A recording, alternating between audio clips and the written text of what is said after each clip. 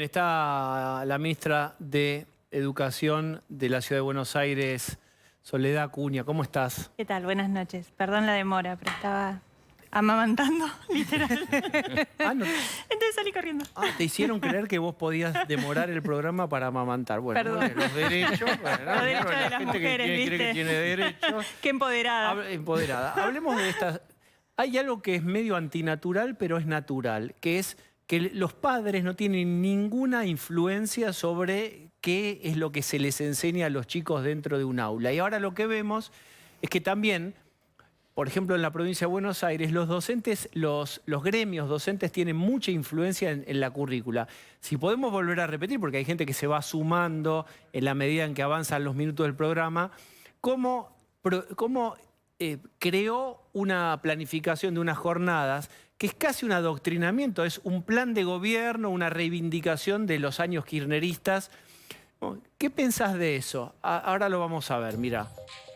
Está lo que vos quieras, desendeudamiento, Corte Suprema, los dos mandatos de Néstor y Cristina, Menem malo, Macri, Falcón Verde, digamos, estoy exagerando en eso, pero la esencia es básicamente un recorte absolutamente reivindicatorio de todo lo que hizo el kirchnerismo y condenatorio de todo lo que no es kirchnerismo. Bueno, no es casi adoctrinamiento, es claramente un ejemplo de adoctrinamiento. Es la forma en que el kirchnerismo cree que se educa, que se enseña, que es decir que tienen que pensar los estudiantes y no enseñarles a pensar y darles información para que ellos puedan generar su propio pensamiento, su propio criterio, su propia forma de entender y ver la realidad. Estos son documentos que se bajan con una línea para todo el año, como vos mencionabas, donde se selecciona. ¿Quién resentó la máquina y redactó y después le dijo, a ver, me gusta, lo voy a chequear? ¿Quiénes son las 5 personas que arman ese documento, firman, sellan y sale a la cancha? Es personal técnico del ministerio, pero claramente seleccionado a dedo, con criterio político. No es gente concursada ni convocada, especialistas internacionales, sino es gente que selecciona, que piensan como ellos y que definen estos lineamientos que... También yo había preguntado si eran documentos de trabajo concretos para los estudiantes o los docentes. Son lineamientos generales, porque lo otro sería mucho trabajo, ¿no? Entonces solamente arman el cronograma, el calendario y unos lineamientos que obligan a que sea trabajado dentro de las escuelas por los directivos y por los docentes. ¿Es obligatorio esto que vimos de neoliberalismo, endeudamiento, Fondo Monetario? ¿Eso es obligatorio? Es mandatorio. ¿Nuestros hijos lo verían? Es mandatorio, por parte de la Dirección General de Educación, que es el ministerio, y luego lo que tienen son todos los delegados y representantes sindicales que se sentaron también en esa mesa a discutir qué contenidos se debían enseñar, que son los garantes de que esto suceda. Esto es, la línea política escribe los documentos, lo contrasta con el sindicato, se ponen de acuerdo y luego es el sindicato el responsable de garantizar que esto suceda en las aulas, todo mal acompañando. En ese transcurso está todo mal, desde el principio de lo que empezaste a decir hasta el final. Sí, absolutamente. Primero, ¿qué hace el gremio sentado ahí en la discusión de los contenidos? Digo, gobierna, ¿es parte? Gobierna. Ese es el problema del populismo educativo de los últimos 40 años en la Argentina, cuando los sindicatos se sentaron en la mesa de los ministerios, en las sillas de los ministerios, a gobernar la educación. Cuando el sindicato lo que tiene que hacer es representar los intereses del personal docente, discutir paritarias y discutir condiciones laborales. Y de última, hablar como una voz más. Claro. De representación docente en los temas pedagógicos, pero no como la contraparte única para discutir estos contenidos. Y volviendo al principio a lo que vos dijiste sobre las familias que no participan sobre los contenidos, te hago un contraejemplo. En la Ciudad de Buenos Aires, el año pasado, lanzamos un proceso para repensar el diseño curricular de primaria. El diseño curricular es los contenidos, la forma, los enfoques pedagógicos, didácticos que se trabajan en el aula en cada etapa. Para ese proceso dijimos que iba a ser un proceso abierto. Convocamos a curricularistas, que se llaman, convocamos a especialistas y convocamos a las familias y a los estudiantes también. No para que digan qué se tiene que enseñar, porque para eso hay especialistas. Déjame hacer un pie de página. Yo no creo que cualquier familia y todas las familias deban opinar. Es decir, a mí me gusta, votemos, las familias votan. Absolutamente. Eso no lo pueden hacer. No, porque hay especialistas formados. Muy afuera están. Pero tienen que poder contar su experiencia, cómo viven, qué esperan, cuáles son las expectativas sobre la educación de sus hijos. Eso sí tiene que ser parte del proceso de organización escolar e institucional. Ahora, tengo una pregunta, porque ¿desde cuándo sos ministra de Educación? Desde hace 8 años. Desde hace 8 años. Me imagino cuando te sentaste al principio, tenías sindicatos que querían discutir e imponer alguna de estas cuestiones. ¿Cómo es ese proceso? Porque me imagino que si, como todo indica, desde el año que viene va a gobernar otro signo político, va a tener que discutir estas cosas con los gremios.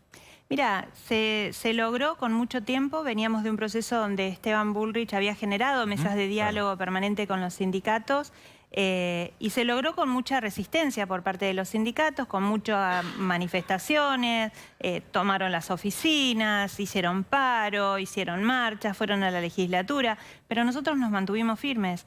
Con los sindicatos se discuten las condiciones laborales. La política pedagógica es del gobierno, es el gobierno que fue elegido por la ciudadanía, el jefe de gobierno en este caso, y delegado en el equipo del Ministerio de Educación la implementación. Entonces, llevó tiempo, pero firmeza de decisión, claridad sobre los objetivos nos permitió que hoy nosotros tomemos las decisiones sin pedir permiso y que los sindicatos participen, por supuesto, en una mesa constante que tenemos abierto con ellos, pero de los ámbitos donde corresponde que opinen. ¿Hoy empezaron las clases en todos los colegios de la ciudad? Hoy todos los colegios abrieron sus puertas, todos los chicos tuvieron clases. Hubo un solo gremio de los 17 que hizo una medida de fuerza, pero que es el mismo que lo hizo este año, el año anterior y el anterior y el anterior, que es su única manera de expresarse en contra de los estudiantes. ¿Qué sindicato es? ¿Y qué repercusión tuvo? Bajísima. La mayoría de los lugares tuvimos clases, la mayoría de todos te diría, porque donde no hubo docentes porque se darían al paro, nosotros enviamos otros docentes que trabajan en el ministerio para garantizar que los chicos estén en el aula aprendiendo. Oye, pero abrieron todas las escuelas. Sí. Quiero volver una pantalla para atrás. Seguramente hay padres, madres que nos están viendo y que mandan a los colegios públicos de la provincia de Buenos Aires y nos escuchan con nuestra opinión. Es un punto de vista absolutamente atendido, nos creemos eso. Pero ¿qué pueden hacer ellos? Nos escuchan, a lo mejor se indignan con lo que nosotros decimos, porque no, lo que sea. Pero ¿qué tienen para hacer ahí, en la provincia, en este momento? Mira, me parece que hay dos cosas que son importantes. Siempre, y lo hemos hablado en tu programa varias veces, si pudimos volver a la presencialidad en la ciudad de Buenos Aires después de la cuarentena y durante la cuarentena perversa que implementó este gobierno, fue porque hubo familias que se organizaron y alzaron su voz. Cuando los padres, las madres, las familias se organizan y alzan la voz y empiezan a exigir al sistema educativo, las cosas pasan y las cosas cambian.